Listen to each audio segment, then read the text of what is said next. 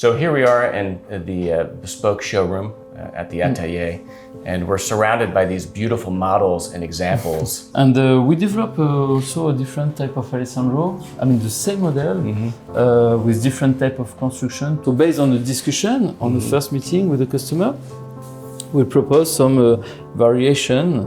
I think it's really important when you do bespoke to pay attention on conclusion. And the goal is to match the expectation of the customer, to have a happy customer. So we always have to sometimes forget yourself and speak about the project. So let me show you maybe how we start the process, like by carving the wooden last. Yeah.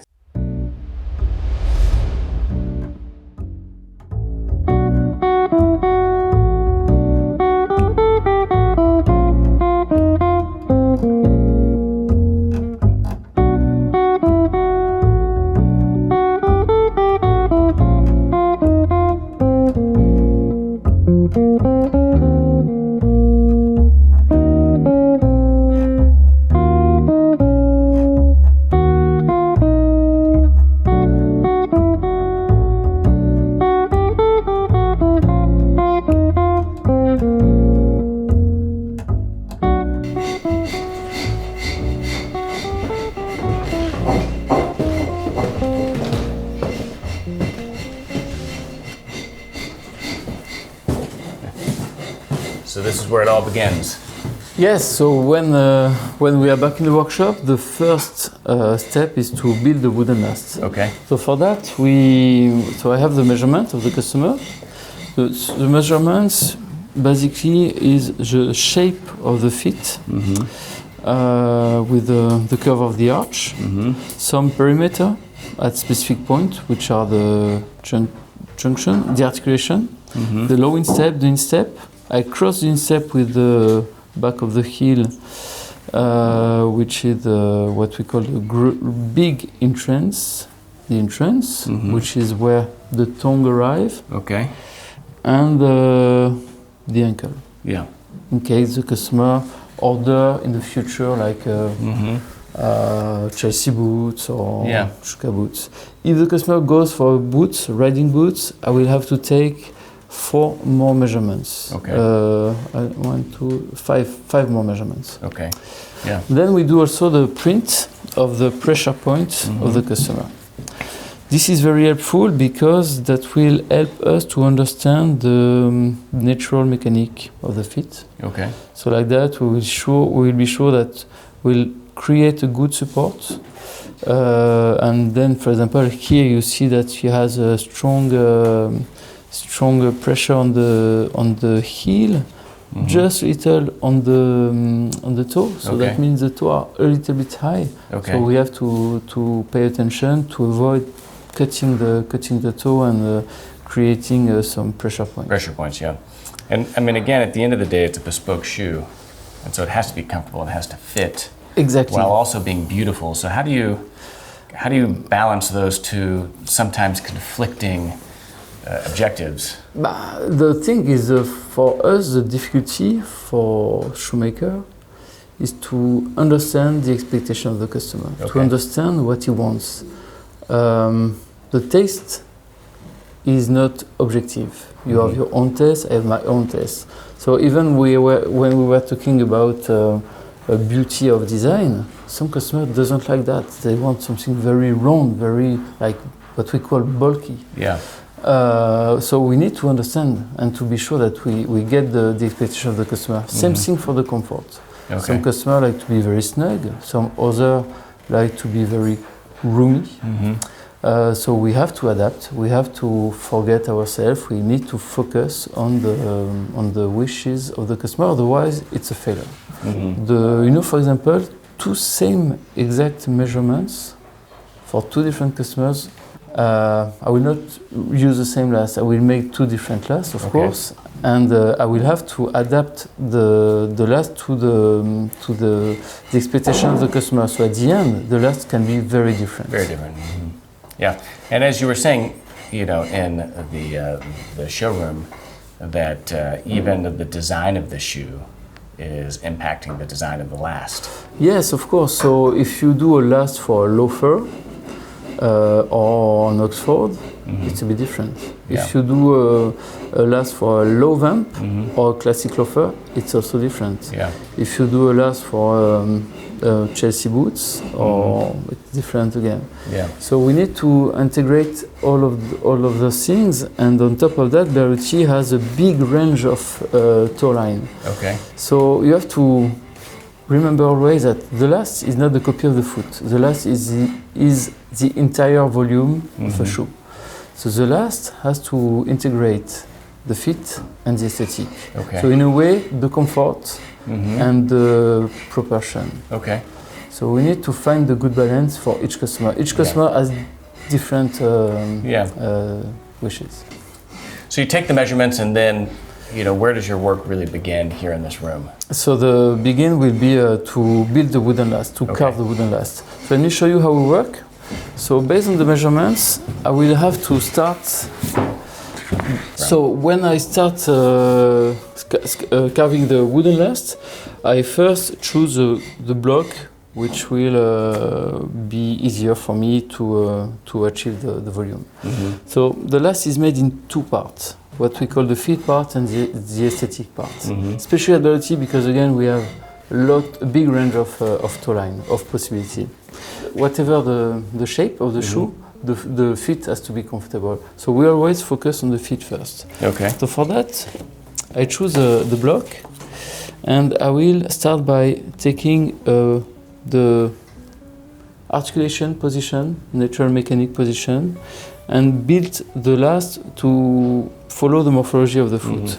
So if you look, I always take the measurement with the same pen, and all the volume here is extra volume. Okay.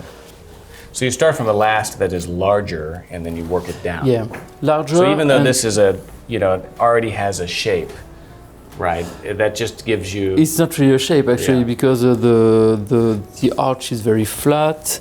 For the length, you have very, very big volume. The shape is not square, not round. It's just kind of, Kind So of. this isn't even a last that you would No. even use ready to wear. I mean, this Oh, no, is no, no. literally just Not a at all. blank, Yeah, a blank a blank. Yeah. that is designed and turned exclusively as a starting point for the bespoke process. Exactly. So I developed this because by experience I know that all my customers have this type of fit.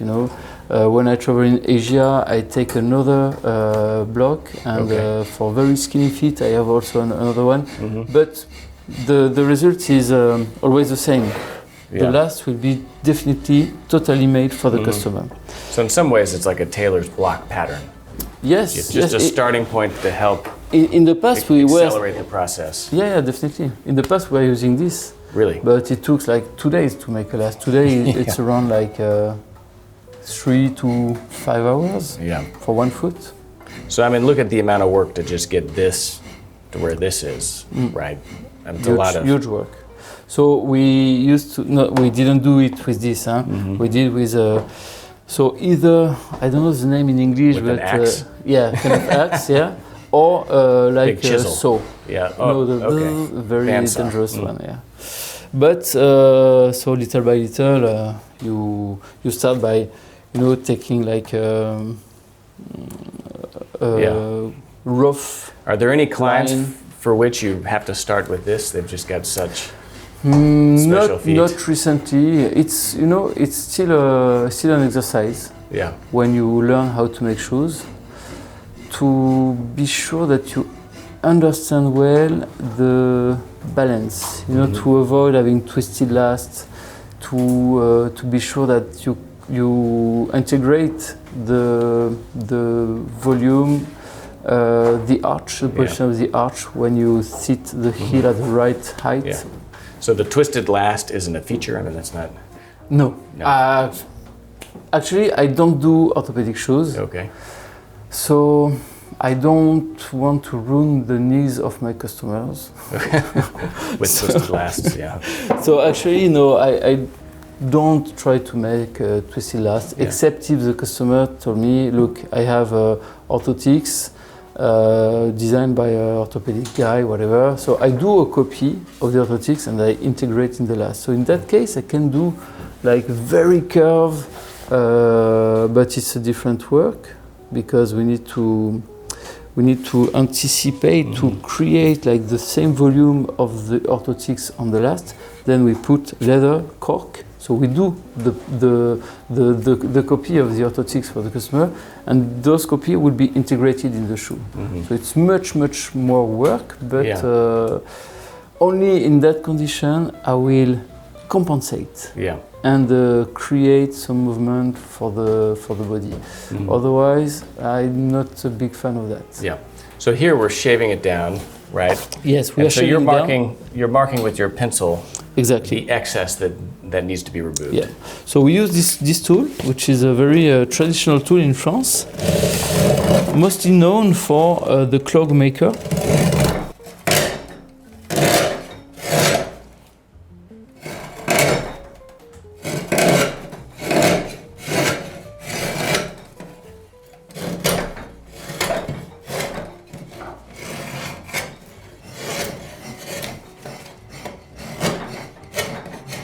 Maybe you don't know, but French was a big producer of clog, not only Netherlands. Durable shoes. And so how much of the process is these large refinements done with this machine versus the more kind of nuanced refinements that you're doing or shaping that you're doing with the files? It's much quicker. So it's a kind of rough way of approaching. And then once I'm not far, so I'm gonna stop here, you see, I'm gonna stop, and then I will create a clean line with a file. With a big grain at the beginning, and I finish with sandpaper. And then how much is, taking off the front versus taking off the back? You were saying that the majority of the shortening is done from the heel. Yes, because I want to be sure that the most important part for the feet is to have the feet well seated in the shoe. So the position of the heel is very important. The heel, the arch, and the articulation are the three major important parts when you do a wooden last. So we start by shorten the back to be sure that the mechanic is well balanced. Then you're gonna work on the shape of the heel. So the shape of the heel has to integrate the natural shape, the natural morphology, but also you need to think that one guy will make a shoe after you. So if the heel of the customer is a bit twisted, you will not totally follow the heel because otherwise you're gonna have a shoe a bit not well balanced. So in some part of the last you can cheat a little bit because you have like empty space. Being too close to the feet can be uncomfortable. If you have a little space right here, you don't feel it, but that helps to make a beautiful line for the sole. So we need to find this balance. The most important part is the shape of the calcaneum here. And this line, if the customer is very curved or more straight, you need to anticipate here. The base will be more the aesthetic for the profile of the sole. Once the heel is made, we will build the footprint. So a bit like, I would say, not a Birkenstock, but a bit like when you walk on the beach, on the sand, you see the volume. We try to do something like that. Not that much, but a little bit to be sure that the heel will be well seated again. To be sure that we give a good support for the arch, which is comfortable for most of the customer. And then the roundness here can be a way of giving volume. So it can also be interested to avoid having too much creases on the upper part. Some customers like to be a little bit curved like that. For example, if you have like the toe on the front a little bit too much like this, pushing up is falling down the toe. So it's flatten the toe. So all those parameters are very important, and I took a lot of notes when I took the measurements. For example, I can say that. And these notes right here, there's a lot of scribbling. This is all shorthand for different characteristics of the foot that you want to integrate into the last. Exactly, yeah. Yeah. It's amazing. And then and you're constantly checking the measurements? Always, with my measuring tape. Not yet my measuring tape, because so far I'm creating the volume. So I'm just focusing on the morphology and the prints.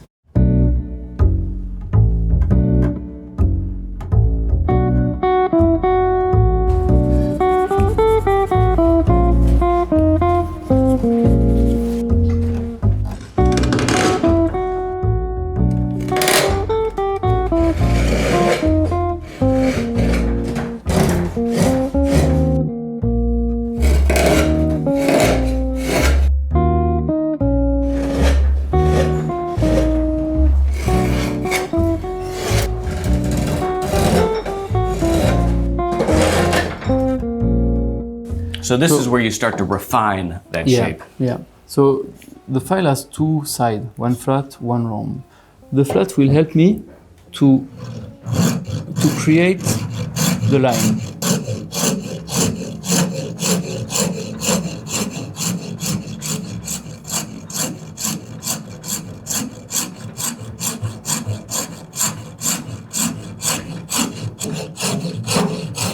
Then I will switch to the round to avoid having faces. Yeah.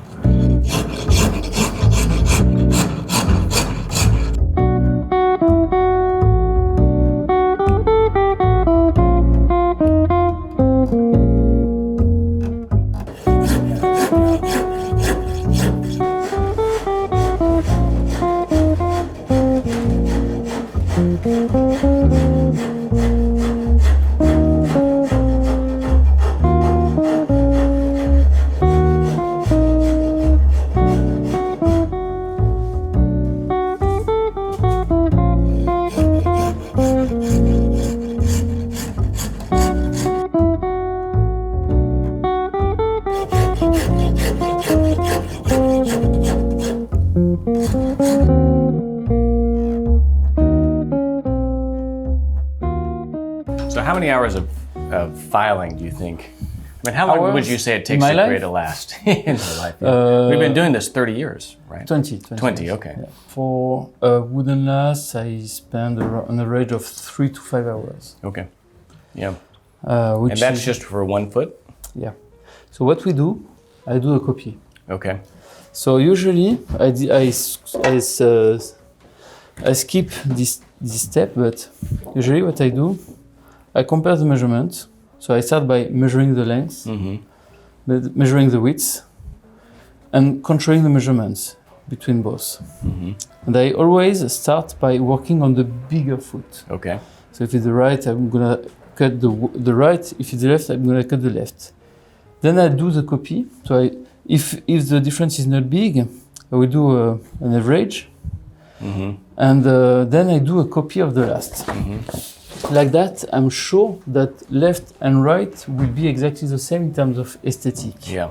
And based on that, I will do a mock-up. First, I will control the last when it's back from the copy, to be sure that, for example, if I did the left, to be sure that the right who came is matching well the proportion. And then we do a mock-up, and then after the mock-up, after the trial session, we will adjust fit on fit the volume. Okay. So the first trial, we've got all the trials behind us right here. You haven't really made the foot-specific adjustments yet. For, let's say, 95% of the customer, no, because the difference is not big. I do an average. So I do the mock-up. The customer will wear the pair a few minutes to give me his feeling. The feeling in terms of comfort, but also the aesthetic. I pay a lot of attention on the aesthetic, as I explained you, because I feel that each customer is allowed to have his own taste, and is not coming to see us to each customer will design his own shoes. So if he has specific taste, we need to make it. Then once I'm fine with all the detail, I cut to see the position of the toe in the front, because we have a toe counter, a toe cap, the back, because of the back counter, and the arch. Like that, the idea is to adjust the last to fit the foot like a glove. Okay. Not too snug, not too roomy, but at least everything at the right position. Yeah. For the articulation and so on. And that's what creates the comfort, but it's also what creates a shoe that doesn't have unnecessary wrinkling. Exactly, yeah. So this, you're cutting it out on the inside of the arch, the toes, and then anything you need to see. This, I open more when I adjust the last, actually. Yeah. But For this specific example, what is it based off of your markings you're adjusting? So, this question mark is a very unusual type of wrinkle. Okay. After modifying the last, I wanted to have the same effect. So that's why I modified the last, to be sure that we could have the same wrinkle that I saw on the feet of the customer. Okay. Let me show you a few things. So for example, this one was a bit short. Customer would like something more sharp. Okay. A bit sharper.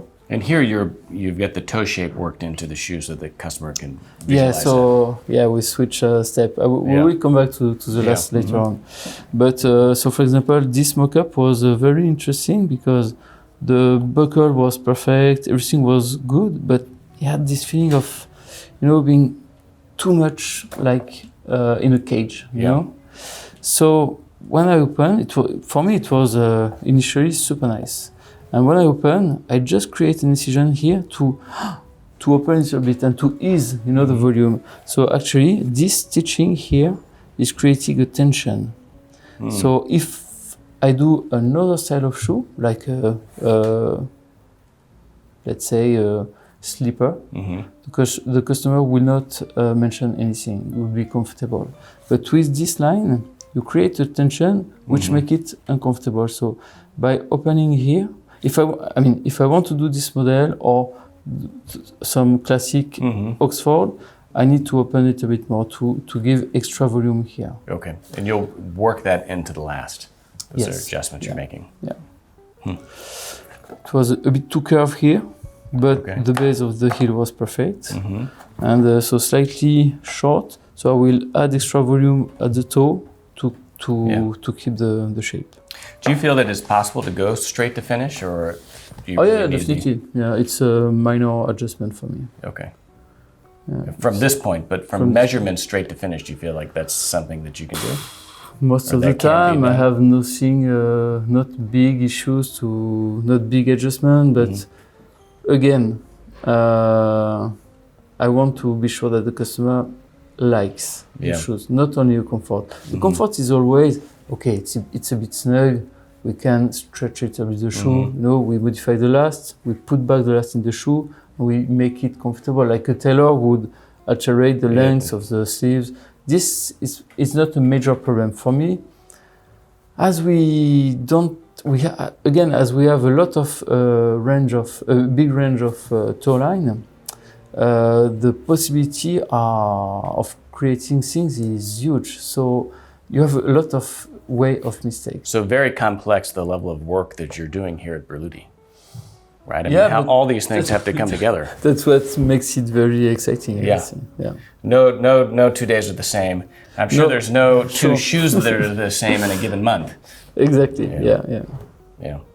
And so, getting back to the aesthetic, let me show you how we work.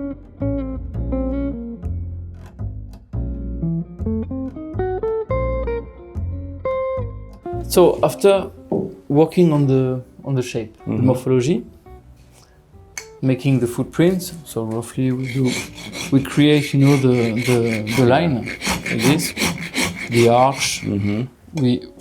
We keep like roundness for the heel and so on. I will start by taking my measuring tape to fit the the measurements. So the entrance, the big entrance, which is the exact position of the instep when I take the measurements. And that's 3 measurements. 1, 2, 3. Then the low instep and 4. the articulation. Yeah. So I will again work with the paroir. So this is the big knife. Like this.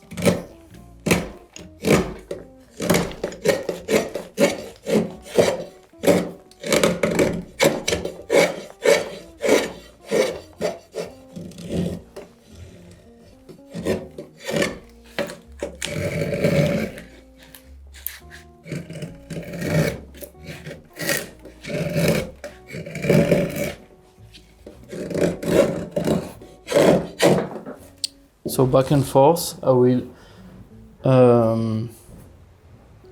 narrow the last and control with the measurements. Then I finish with the file. The filing. Once I'm here, Okay. I consider the fit finished. Okay. Then it's a question of proportion and aesthetic. If the customer, for example, is very tall and and without having big feet, I will cheat a little bit and give extra length on the front. So at that part, I need to remember with the customer what he wants to wear to be sure to match again his expectation. So the toe will be again something carved with this toe.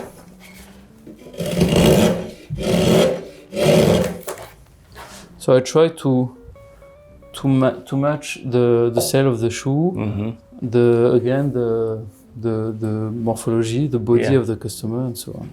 And so when do you really begin to see all this come together? I mean, in your eye, in tailoring, they call it the rock of eye, where the tailor is kind of able to visualize that aesthetic, that drape that he wants. At what point are you really visualizing the shape of the shoe?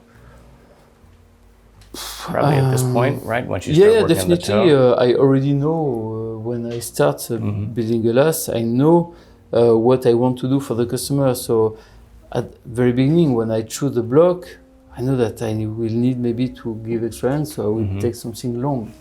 But then little by little, everything is logical. Yeah.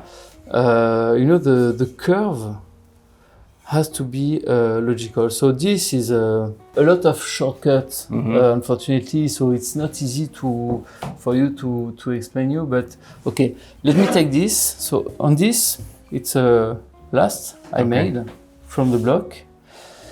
And if you look well, so of course the base is not flat like the block at the beginning. The shape is quite balanced to match the wishes of the customer, and we create some curved part at the back. This guy didn't have like very skinny ankle, so it could be sometimes even more curved. Yeah. But the most important thing to say is that wherever you have a look, the file pass through the last everywhere. Yeah. And so that's the level of detail that you're really going over the last to create that truly bespoke shape. Yes, it's very important because again to reply to you when you were mentioning the tailor, very easily visually I see if something is wrong.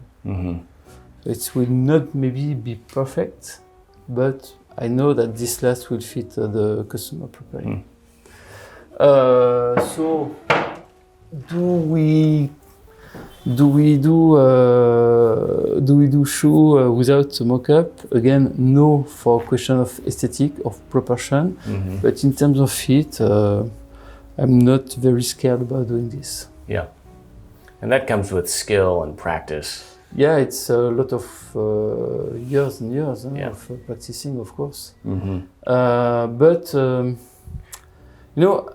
since I transmit the work to different people. So recently, this is Paula joined the company almost 4 years ago. that push you to understand what you do, what you naturally do. So it's very interesting, very interesting exercise, because you have to explain properly what she has to do and why.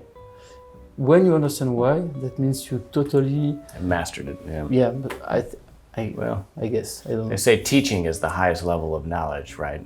Teaching is really, really good. Really good.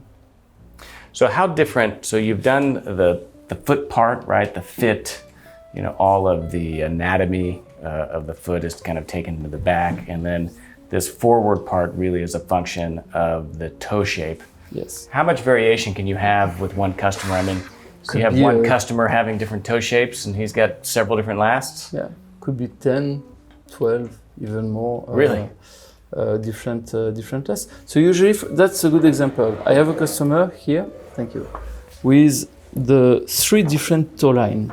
One is quite classic, like this, rondish. One which is very close to what our emblematic, the démesure last, half square. And one a bit more sharp, what we call, we used to do that a lot, the piercing. We don't do it that much anymore, but it's something very sharp. Whatever the style, the customer will have the same feeling. So usually what we do is that we start by making one pair of shoes to be sure that everything is perfect. And then we do a copy of the last. And we ask to give extra room on the front. Okay, so it does a copy, but it stops the copy here. So at the end we have a big block of wood here. So like that we have all the feet exactly the same, and we can, with this tool, create a new sculpture, a new toe line. So it's a mix. It's this job is not easy, because one part is very technical, one part is more, in a way, artistic. It's yeah. sculpture for sure. What do you find is the most difficult part of the last making process? I mean, what challenges you the most? To get into the head of the customer. Really? It's not the work, it's to be sure that I understand. Yeah. And for me, that's why I do mock-up. I want to be sure, because when you spend hours and hours, we do, a pair of shoes is around 50 hours of work. So when you, at the end, you deliver a pair of shoes, it's tough for everybody. It's tough for you because it's in terms of self-confidence. Yeah. But also it's difficult for all the team, because we spend 50 hours to work on something which is a failure. So, which is which is not good. Yeah. So at the end, it's frustrating. Yeah. And without all the work that goes into the actual making of the shoe, I mean, again, your uppers are very complex in terms of the design, and then just the technical work that goes into the making of a handmade, bespoke pair of shoes. There's so much investment there of time that this intermediate stage of the fitting is just one additional touch point to ensure that everything's correct, that the customer and you are on the same page, so that whenever you move to finish, that it's exactly as the customer has imagined. This is kind of your insurance to ensure that everything is as the customer imagined in his head, right? Which you're spending this time trying to get into, but you never really can fully understand what the customer is seeing.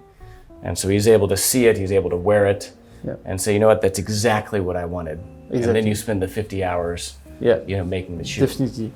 That's my approach. This word is it's a difficult word, because every single day you are judged about what you do. Yeah. It's not like you go in a high university, you have your diploma, and that's done. Yeah. Here, even after 20, 30, 40 years of work, a failure is a failure. So it's tough. Yeah. And so we have to stay humble, and we have to always take time to be sure that customer is treated as is supposed to be treated.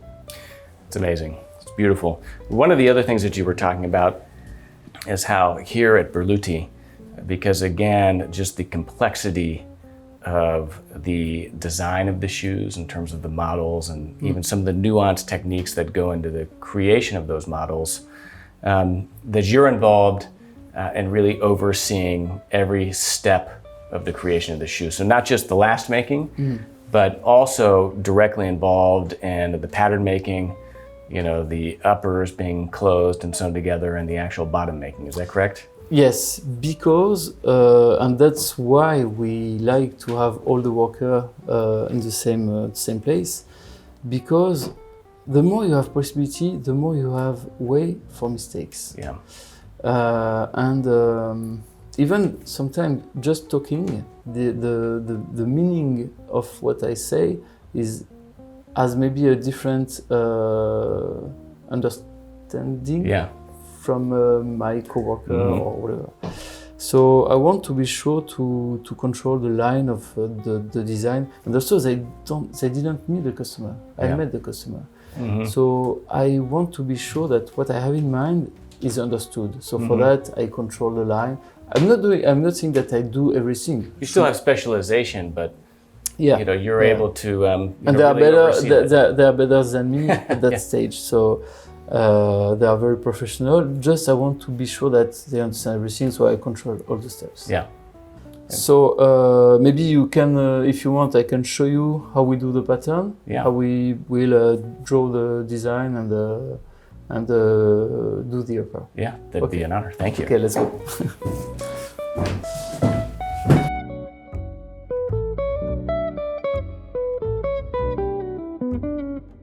Okay, so here we have Noemi is doing a pattern. So this is the pattern making then, right? Yeah, the pattern making. First step. So in the first time, she will wrap all the wooden lasts with a paper tape. Like that, she can draw directly in 3D the design of the shoe. Okay. That's a good way to see easily the beauty of the pattern. Yeah. When you do bespoke, you have to deal with the fit of the customer. Sometimes the last is a bit shorter, so sometimes a bit longer. So the proportions are not always easy to find. Yeah. So this technique is very helpful for us because we save a lot of time actually. Yeah. So very easily we will find the best line for a specific model and on a specific last. Yeah. So you're literally designing the pattern to the specific last, to the customer's last. It's unique. And you couldn't use a template because every single last is so different. Exactly. Yeah. The last is different. And we don't know from where it's different. Yeah. So sometimes we could maybe use a template, as you said, or existing pattern, but we should, for that, we need to control that the length is the same, the balance is the same. I mean, the amount of work that goes into the creation of the upper is really fascinating to see. But the difficulty when you do the upper is to a bit the same when we do the last. You have to find the best line for a specific order. So sometimes you need to forget yourself, as I told you a bit earlier, and to focus on who is the customer. So for that, Noemi, we need to know if the customer is very tall, if he's stout. Yes, or a skinny guy, because all those lines are very important in terms of proportion. Yeah. So that's why we share a lot when we at this stage. And Noemi or Emmanuel, when they draw a model, we see together with me or with Paula, if Paula met the customer, what is the most what are the best lines for the customer. Yeah. And so this goes back to the collaboration and the oversight that you exercise, is that as the one that's really in charge of ensuring that the customer's creation is realized. You're, of course, making the last, right as we just saw, but then coming in here and checking on this progress to ensure that it continues to follow along. Again, it's important because we put so much attention, so much love in what we do that if at the end the pair doesn't match the customer, it's frustrating. Yeah. How many hours do you allocate or do you budget for this process? In total, or for the upper? For the upper making. For the upper, we are talking about around 18 hours. Wow. For something like that. Okay. If we do a classic Alessandro, it's a bit quicker. Okay. But if we go deep into detail, like a lot of broguing, a lot of embroidery, high boots, hand stitching, it could be 4 days of work. Really? More, Wow. even more. It's incredible. So, talking about embroidery, I'm going to show you a little bit also what Berluti is good for. I mean, we like to play. We like to try new techniques. So I show you a little bit earlier this hidden layer. I don't know how to say, relief. Yeah. We like to do like. How can we say trompe-l'œil? This word exists, right? Trompe-l'œil. We like to give illusion on something or to give. So, for example, visual detail. Visual detail. For example, the classic candy is a loafer like that, with a stitching, see, with a bar, classic loafer. Even if this sharp is specific, we have like classic technique. Sometimes we create illusion of this classic stitching by using embroidery technique. Okay. So Noemi tests a different type of embroidery. We have this option, we have this option. This is something also different. So we always want to keep this in mind because and on file because when she does something, we don't do it daily, right? Yeah. So she spends hours to develop a new technique, and then if a customer reorder it, we want to know how we did it. Yeah. So this is just an interesting, again, additional layer of visual detail. Exactly. How did I do? Did I pass? Did I pass the test? Yeah. But you didn't start. Yeah, that's right. I had the easy part. I've got a second career here. You need to practice, of course, but we will be blessed to have you with your knowledge of shoemaking. Yeah. So this is, again, just one more kind of nuanced detail that can make a shoe like this, which, is a beautiful shoe, but can make it all that more special and bespoke to the customer. Yeah. A lot of customers are looking for unicity when they go into bespoke. So we try to fit them a little bit. Yeah. It's like an addiction here. Yeah. Like you slowly get the customers addicted. I cannot show everything, otherwise we're gonna get all the customers lost. But little by little, Yeah. As once you're on your 15th or 16th pair, it's like, oh well, let me show you this pattern. Exactly. Yeah. So then this is traced out, and then the masking tape would be cut off of the shoe, laid flat, and then that's when are you developing a paper pattern then at that point? Exactly. That's used to cut the leathers out? Yeah, so she, as you said, she will unwrap the last, put the paper tape on the cardboard, and cut the different pieces, different element of the upper, which is called the pattern. Okay. Then we have to do clicking, right? Yeah, the clicking. So cutting, selecting the skin, the best part, cutting the different elements, and then start to get those elements prepared to be stitched together. So for that, Emmanuel is doing embroidery, if you want to see. Yeah. So let's go to see Emmanuel who is doing an embroidery. So he's working on the high parts of the boots. So it's quite very structured. Yeah. So you have a lot of detail, as you can see.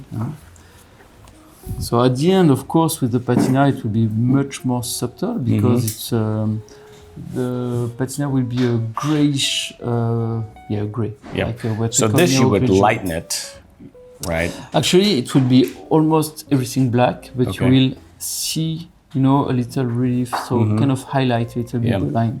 And then we're gonna do the lighter contrast in between the stitching. The stitching. So it will be, not simple, but interesting. Yeah. And so Manuel would be the one that if there's any type of hand embroidery or stitching along the upper, like the casual, like we saw over here, he would be the one doing this? Yes, no, I mean, it can be Emmanuel, it can be Noemi. Okay. Both are doing pattern, clicking, and stitching the upper. Yeah. And in between, they do all the preparation. Yeah. So they are able to do all the steps from the beginning to the end of the upper part. Yeah. So it depends. Some week they prefer, this kind of work you need to be focused. Yeah. Otherwise, if you stop, the way you will go back to the stitching, it could have a twist in the thread. So usually they focus a lot. They don't stop this step. So they need to prepare the schedule to be sure that there will be finished by Friday. Yeah, finished by Friday. Yeah. And you have a few hours, huh? That's right. Then after doing this, he will prepare the different elements to be stitched together. As I said, so the lining, he will skive the lining, prepare the piping. Bedros is preparing the piping right now. Actually, no, it's not the piping; it's the reinforcement for the back. Okay. This part, I don't know the name in English. We call it the tie, like that. Is that what's kind of folded over and then sewn? Yes. Yeah. Interesting. And so this is an actual finished upper, right? No, not really. So this part will be here. Okay. Like that. I don't do it because he put glue already. But this is an example of crushed leather, right? That'll be sewn together and then patina at the end of the process. Yeah. And then, of course, the kind of iconic, Scritto. iconic to Berluti. Iconic to Berluti. Yeah. So this model is very. This model is a bit busy. It's a kind of patchwork. So it will have a mix of Scritto, plain leather, with. So this would be the. Yeah, the front. So this is a great example of kind of the asymmetric pattern. And then on top of that, we'll have elastic. Oh, really? Will be so the front. Ça c'est. This one should be like that. Okay. Okay. And in the middle here, elastic with wrapping leather. Like that. Yeah. So the hidden elastic. Exactly. So it's what you call in English is lazy man. Lazy man. Yeah. It's a lazy man. It's a Berluti touch. Beautiful. And so how much time is spent, sewing all this together? Tu mets combien de temps là pour piquer ça? It will be one day of stitching. Huh? So 4 days in this room, 1 to 2 days with the pattern. Yeah, for this type of model, I would say maybe 2 days and a half. Okay. Because the pattern is not that complicated. Complex, yeah. But you need to manage well the different locations for the Scritto, the different pieces, the elastic. So you need to prepare the elastic, the thickness. You need to prepare the different skins. So you have to skive a lot of parts. You need to put a lot of reinforcement everywhere. So you have more preparation, of course, than a classic shoe. Yeah. Fascinating. And and it's all done here, right? Yeah, I mean, like done here, on premises. And even this, so is preparing the kid skin for the piping. Okay. So then you will cut a stripe quite thin. You will skive the kid with his knife. You want to see maybe how he does the piping? Tu peux montrer, Bedros? Un passepoil, il va filmer. If it's not too much trouble. Ouais, tu coupes une bande.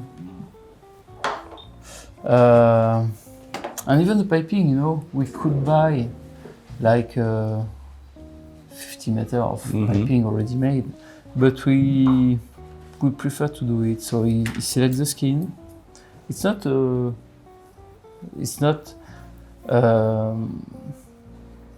that long to do.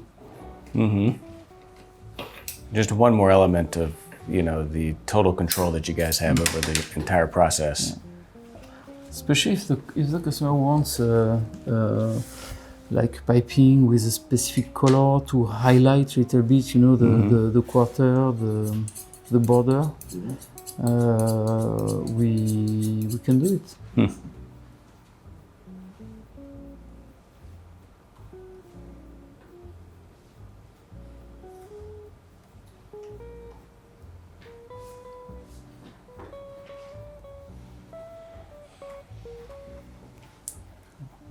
Amazing.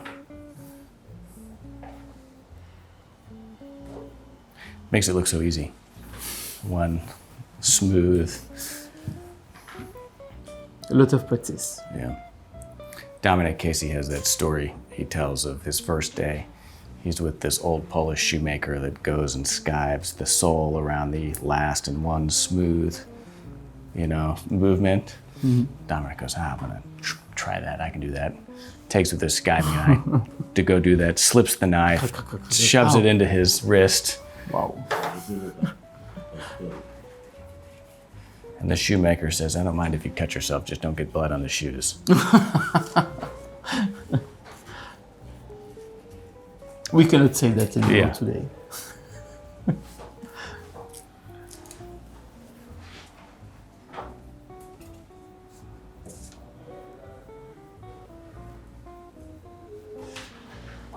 In France, we say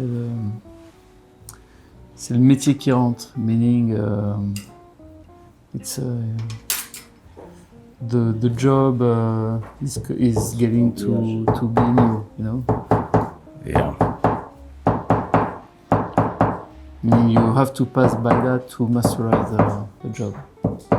Yeah.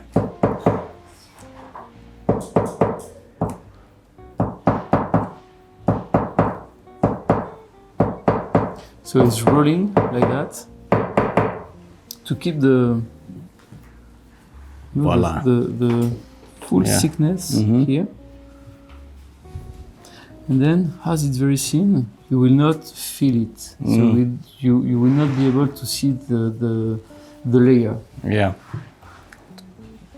Brilliant. Wow. Amazing. And how long has he been here? 32 ans. 32 years. More. Bon. Bonjour. Bonjour. Yeah, 32, Yeah. almost 33 years of working with Berluti. So when I joined the company 20 years ago, he was already here. Yeah. And at that time, it was a very small workshop. We were maybe 8 or 9. Yeah. This was, of course, before Arnaud purchased the company, yeah. Well, I mean, yes, for Bedros, yes. Me, no, because when I joined the company, it was in 2002, and the Berluti were bought by LVMH in 1993. 93. So what's been your favorite pair of shoes you've made, or the most difficult? Me or Bedros? Yeah, Veloz. C'est quoi le truc le plus compliqué que t'as fait? T'as des anecdotes? Je l'ai fait à l'époque, drapeau européen. Ah ouais. It was, but it was for a special occasion. It was a shoe made for an exhibition with a flag, European flag. So it was very complicated because a lot of pieces to stitch together with specific colors and so on. So it was a very, very long work. How long did that take? Ça a pris combien de temps de faire ça? 30 ans. Combien? 30 heures? Non, Le une modèle. semaine. Une semaine. 1 week. 1 week, wow. Ah, Yeah. Well, Just the stitching. yeah. Just the stitching. incredible. Huh. Well, true master. Wow, thank you. Yeah. Should we go to see the bottoming? Yes, that's, Okay. you know, it only gets better, right? Merci, monsieur. Merci. Merci, madame.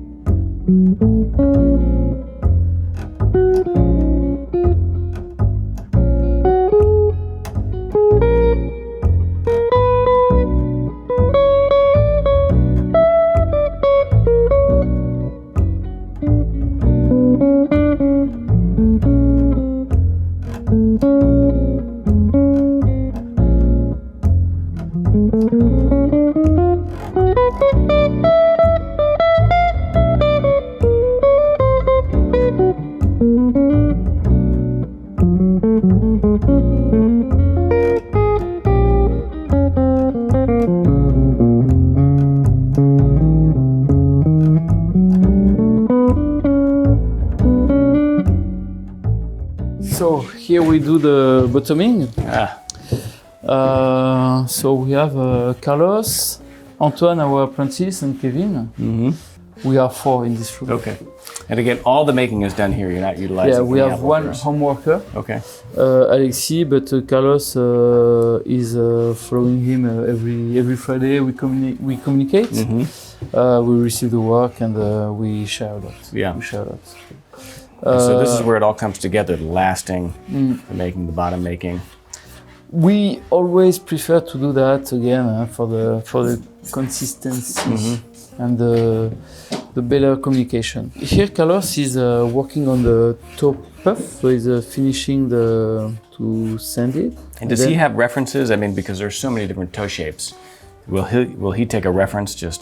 His job is to, when he receives the last, to analyze the last Okay. before pulling the upper, the lining, sorry, before pulling the lining and risking to lose the shape. Yeah. So, of course, they all have a good knowledge of the different variety of toe line we have, and they will reproduce the toe line. Of course, using the stiff material, so keeping the thickness on the front. Yeah. And how many hours do you think go into then just the making? Around 30. Yeah, 30. Yeah. 30 for Kevin. For Mohamed, it's quicker because he has more than 25 years of experience. So But quicker is like 25 versus 30. Like, Yes, I mean, it's not. yeah, exactly. It's not like it takes half the amount of time. Yeah. So then, if we do a Norwegian, it's a bit longer. Because also we do our own thread. Yeah. So even only doing the thread is takes quite a long time. Yeah. Preparing, cutting the different And on a pieces. Norwegian, that's a lot of thread. Yes. Preparing the welt, Yeah. preparing the topper, preparing the back counter, preparing the insole, the first insole. All those things takes time. Yeah. And so what do you think that all this time that's being invested into the making, what is the outcome? I mean, what is the goal? I think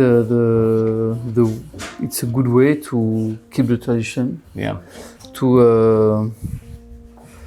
To control also everything, the material. When you cut your back counter from a big piece of leather, you choose the best part. Yeah. The bad part are going for the mock-up, for example. Okay. So in terms of timing, it's everything takes time, Yeah. but everything is also under control. For example, you know, when Kevin will use the iron, you know, to vegging, yeah, and all those things takes time. But that's the beauty of a pair of bespoke shoe. Actually, we could walk in the street with shoe just roughly stitch. Yeah. You put if you have a good shank, you stitch quickly. You do the heel and basta. Yeah. But no, we want to spend time. We want to make it beautiful. Yeah. So it depends also. Each shoemaker have a certain way to express himself. Some of them will put so much attention of the finishing, you know, polishing the edge, the heel, the small wheeling tool for the heel. Of course, we have signature for the house to control, but that's also a good way for them to express what they like. Yeah. Some of them will spend more time on the toe puff. Some of them, it's depending with the customer, what is expecting the customer. It would be one guy who would be more, qualified. Yeah, qualified to do it. Yeah. I mean, it's amazing the work that goes into bespoke shoe. I mean, it's not just handwork for the sake of handwork. I mean, it's creating a more comfortable shoe, a more durable shoe, a longer lasting shoe. But there's another component that's kind of hard to put your thumb on, and that is just the intrinsic beauty of a bespoke shoe. I mean, the way that it all comes together, its crispness, its cleanliness, its sculpture.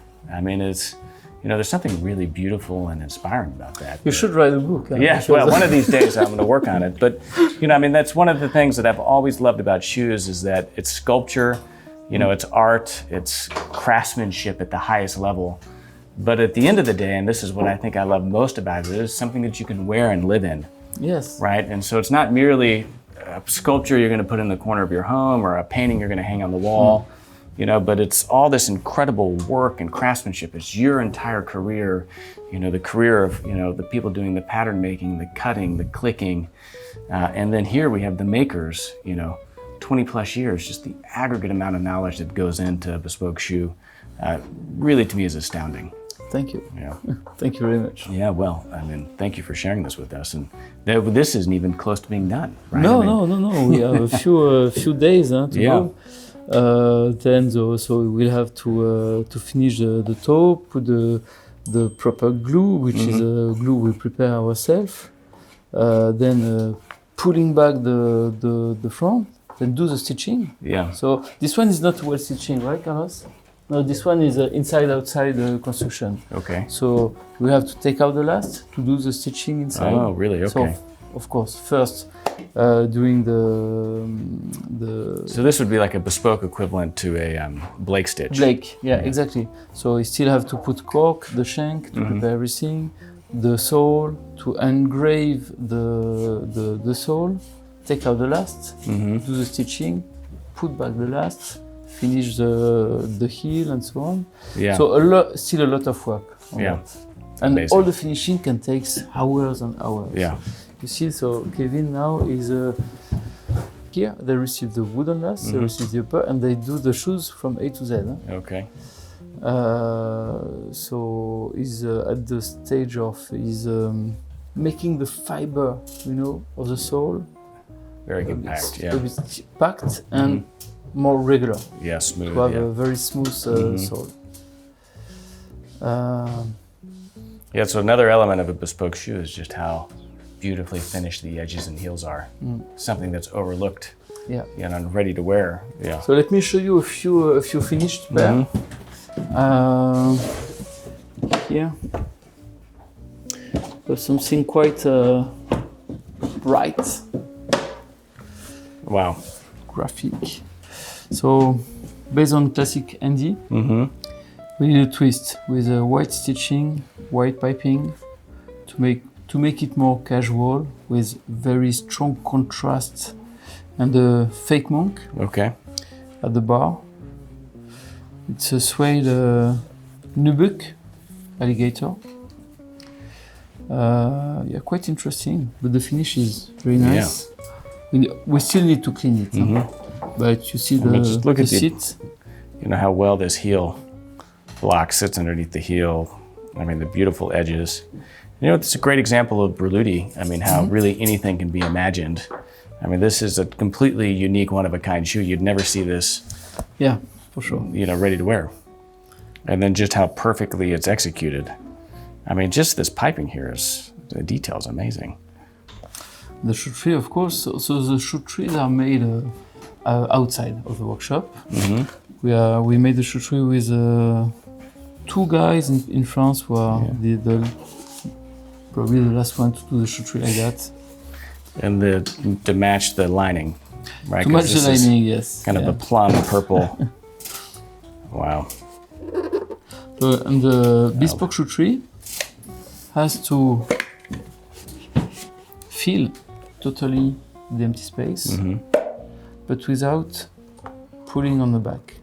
So it's just perfectly seated, but not pulling. You know? Yeah. So that's why we put a hinge in brass. We have also, maybe we can, it's a good moment to show you the patina, which is the final step. The moment in a way where we give birth to the shoe. You know, we like to say that Olga was saying your shoes have a soul. So of course S-O-L-E, but S-O-U-L means a lot. And that's the moment where we deliver the shoes and we say that the shoes has already a life in it, thanks to the patina. Yeah. Yeah, let's see it. That's Yeah. last but not least, right? Last but not least, yes.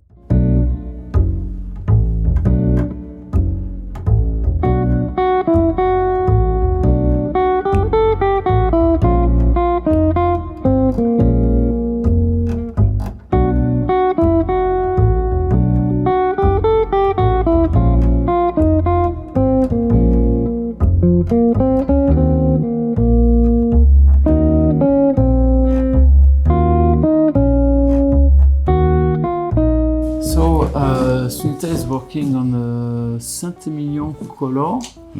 So this model is very interesting because we have an incision inspired by this artist named Fontana, who was doing big kind of scars in fabric.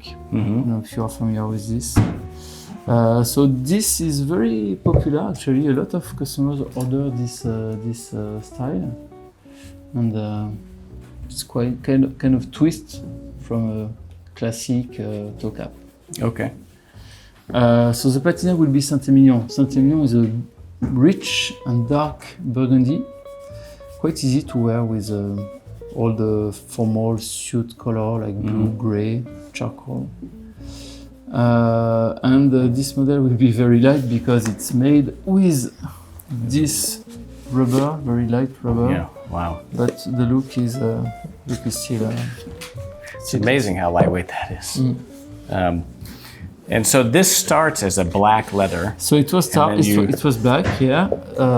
So Sunita cream it a little bit to make it lighter, to wash it.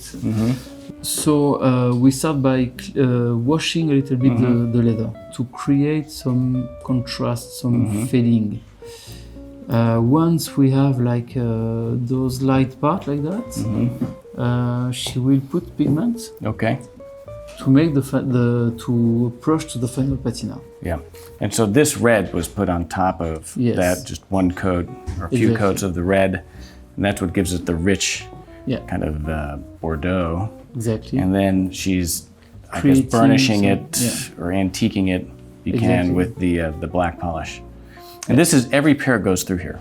Every pair. Yeah, wow. Even if we work with suede, we will clean the suede, protect it. If we do a box calf, we will cream it and wax it. So all the pair pass through the end of sunita. Yeah, and this is, I mean, again, just one part of the entire process, but whenever I think of Berluti, I mean, the patina is core to, you know, I think really the identity that Berluti has developed, you know, in the shoemaking world. I mean, Berluti is synonymous with these incredible, one-of-a-kind custom patinas.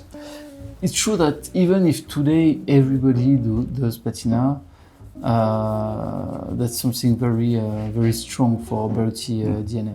Well, Olga was the first. Olga was the first, yeah, for sure. I remember when I was originally interested with shoes, all the brands were shooting shoes, you know, on the white back screen with no patina, nothing. Yeah, Berluti was already at that time very unique. Yeah. And then it comes in a matching box. So we deliver the shoes with a matching box. So the box is in wood, wrapped with leather. We have, let me show you. We have magnets here, like that. So we can, you know, build or do Lego. Okay. For this kind of toy. Yeah. And then we deliver the shoes. You also have like something to let the shoe breathe. Okay. We'll deliver the shoes with shoe bags. The shoe bags are patinated like the shoe, with the shoe tree and the picture of the shoe. Wow. And so the shoe, the patina of the box, is meant to match the patina of the shoe. Except if the customer wants something different. Yeah. It's possible. Yeah, that's amazing. And this is, again, all done right here. Yes. That's incredible. Then we do the quality control here. And we ship to our logistic department. Yeah. We'll take care of all the financial things. Yeah, amazing. Wow. I mean, how incredible. What a privilege to be invited in.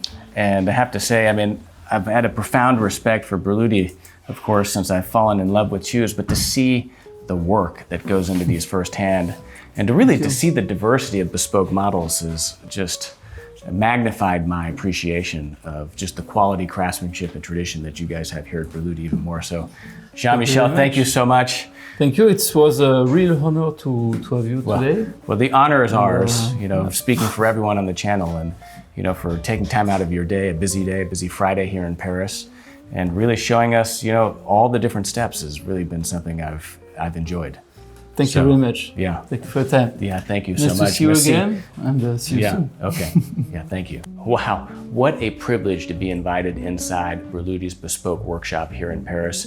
I mean, this is truly one of the most important, one of the greatest bespoke shoemaking workshops in all of Europe, which certainly puts it as one of the most important in all of the world. Whenever I think of Berluti, I think of just how iconic of a French shoemaking company that this has become. I mean, in so many ways, Berluti invented the Parisian style of French footwear, being very striking, very cutting edge with the patina and the super creative designs. And coming inside and having Jean-Michel walk us through their entire archive of models and their history and the bespoke shoemaking process has given me an even greater appreciation for these absolutely incredible shoes. I hope you've enjoyed this video. I hope you've enjoyed learning a little bit about what makes French shoemaking so special. And of course, I hope that you've come away with a greater appreciation of the quality, craftsmanship, and tradition behind a pair of bespoke shoes from Berluti. Of course, if you're watching this video for the first time, make sure you hit that thumbs up, subscribe to the channel, and take a moment to visit KirbyAllison.com. Of course, where you'll find the largest collection of luxury garment care and luxury shoe care accessories in the world, as well as other great clothing accessories for the well-dressed, like this sovereign grade necktie, pocket square socks, and so much more. And if you enjoy this content truly, one of the other great ways that you can support our filming is by subscribing to our Patreon page, where 100% of the proceeds go to support our ability to travel the world in search of this incredible quality craftsmanship and tradition. Of course, I'm Kirby Allison, and I love to help the well-dressed acquire and care for their wardrobe while exploring the world of quality, craftsmanship, and tradition. Thanks for watching.